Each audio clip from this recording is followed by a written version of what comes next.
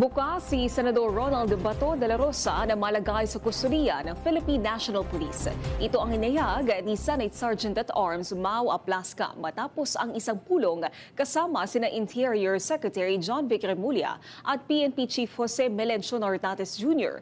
Sinabi umano ng senador na bukas siya sa ideya na manatili sa kustudiya ng PNP. Gayunman, wala pang formal na hiling at hindi pa naisara ang kasunduan.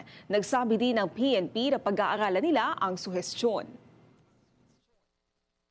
Gusto mo, Chief, doon na lang ako magpa-custody sa PNP.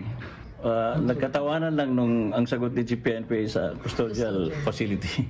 Kasi kulungan po yun. Kasi kulungan po yun. Hindi ko alam kung ano ang dating kay Senator Bato, pero kami naman, nagtawanan kami. Natawa din ng konti si General, si Senator Bato.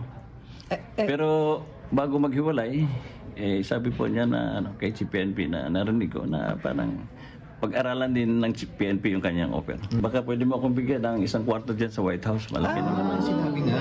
Naalala ko sinabi ni Chief PNP, sige po, sir, pag-aralan namin kasi pwede naman dyan ipayaran namin sa inyo yung isang floor ng mga condos namin. Maraming condo. Wala namang walang offer.